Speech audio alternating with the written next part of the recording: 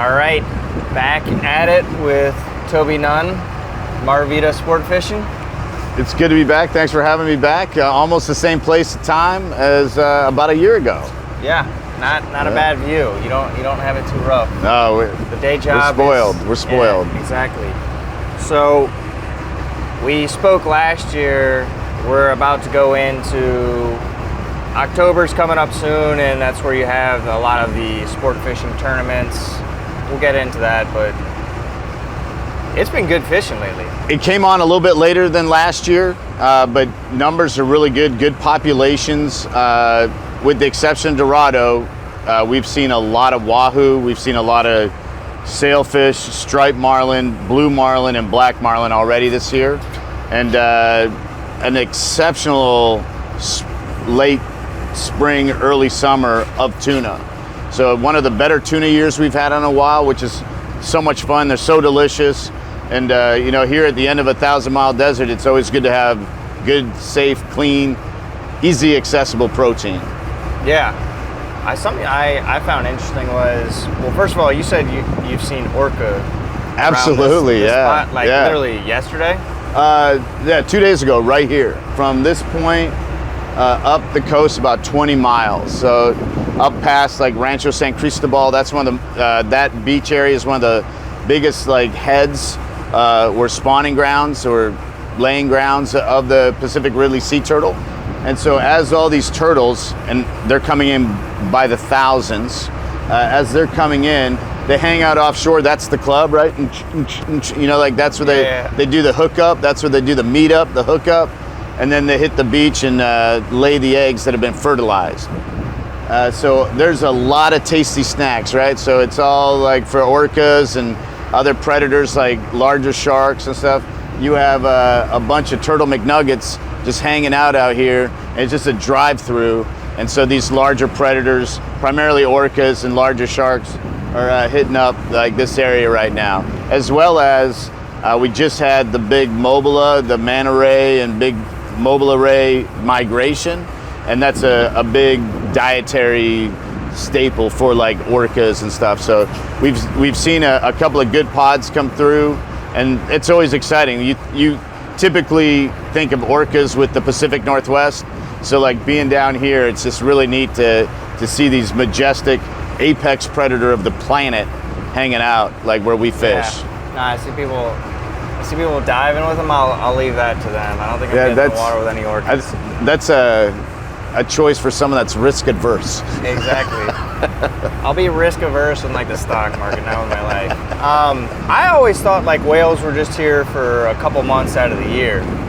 Basically kind of maybe October, but really November, and then December, January, February, really active. But you saw a whale recently, and you said they're actually here, they're just kind of hiding out. So this area, Los Cabos, is really famous for, in terms of whales, is the breeding ground and the birthing ground, the nursery of the humpback whale.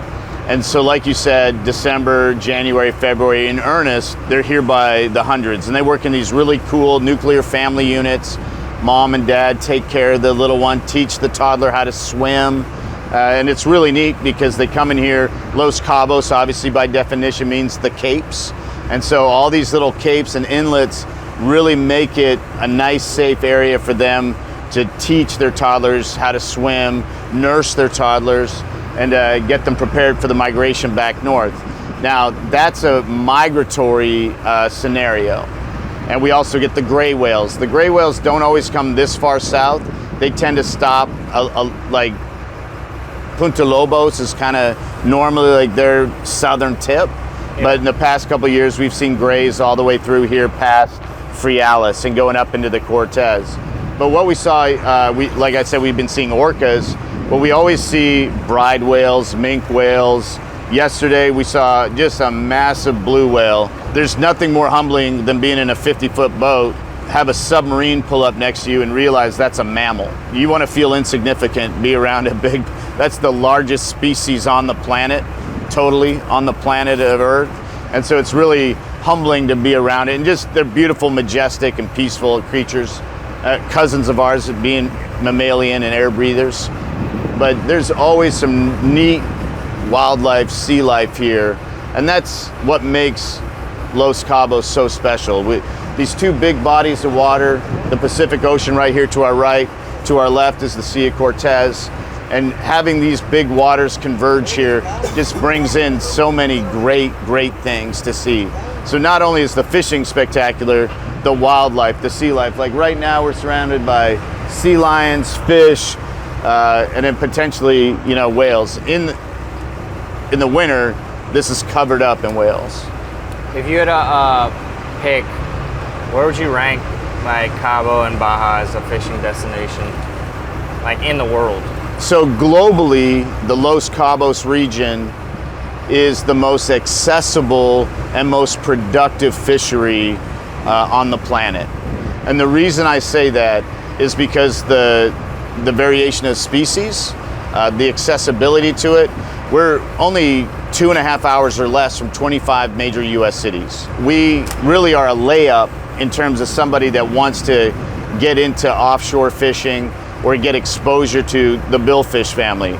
We're the only fishery on the planet that can capture billfish 12 months of the year. Now that's the striped marlin, which is one of the smaller varietals, but it's a healthy varietal. This is a decent fishery. It does take a lot of pressure. This time of year we have sailfish, swordfish, striped marlin, blue marlin, black marlin. So we have 5 of the billfish species here, all accessible in a very short area. So we're not having to travel that far offshore.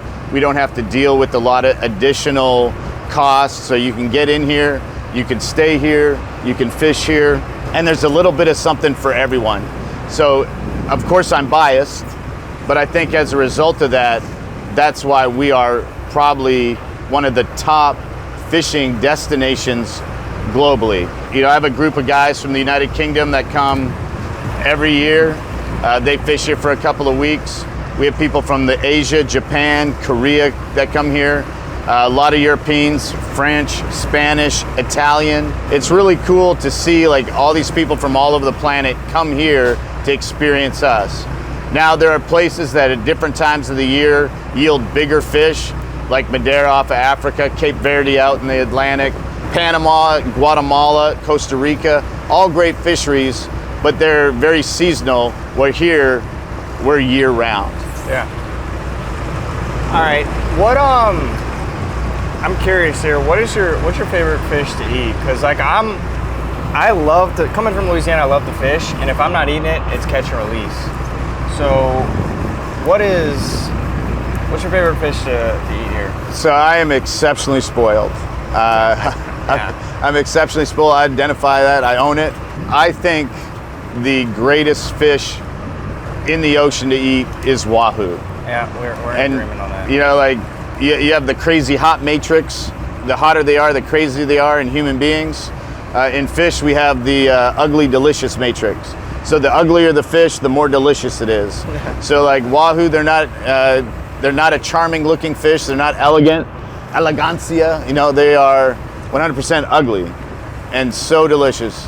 And you see that as well with like sea bass, grouper, snapper. Not exceptionally like good looking fish, but exceptionally delicious. Here, in terms of eating, we're very spoiled. Wahoo probably being the top of the food chain.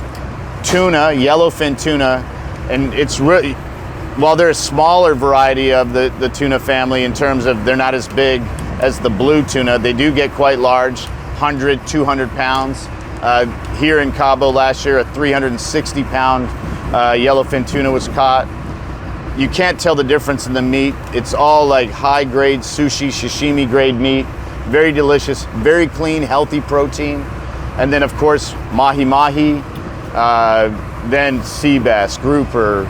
A lot of the locals call Mahi Mahi Dorado here. Yes. So like not to be confused with. Not to be confused. They're like the Auburn of fish, right? They have 3 names.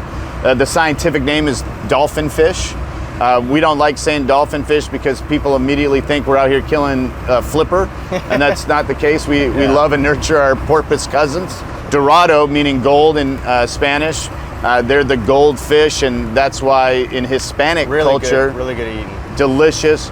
in Polynesian Pacific culture, they're known as Mahi Mahi. Okay. So we kind of go by both, just due to how it's marketed in the United States. We tend to say Mahi Mahi more than Dorado.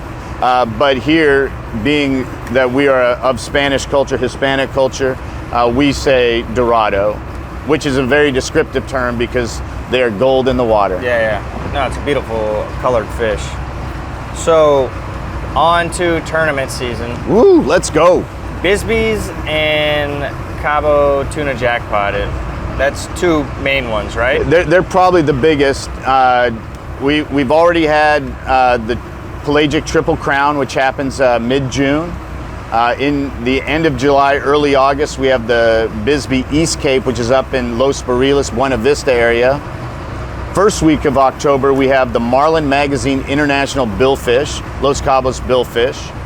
Then a week following that, we have what's affectionately known as the Little Bisbee, but technically is the Los Cabos Offshore by Bisbee.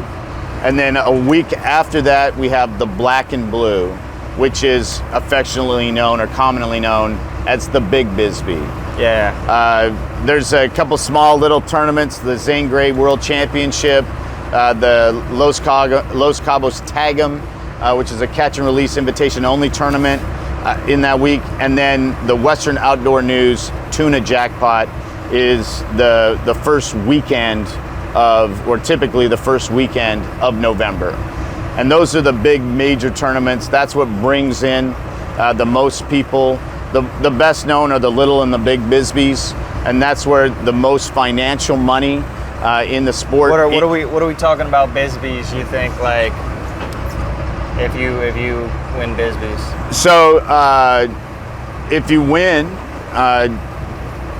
and you're made responsible, appropriate bets in the different jackpots, you could get in the little Bisbee anywhere from $1 to $4 million. Now they have some subcategories in terms of species. They do have game fish in there, so you could have tuna or Dorado or Mahi Mahi that could pay you anywhere from $50,000 to $150,000. Then the Big Bisbee, which is solely Black and Blue in terms of bringing to the scales.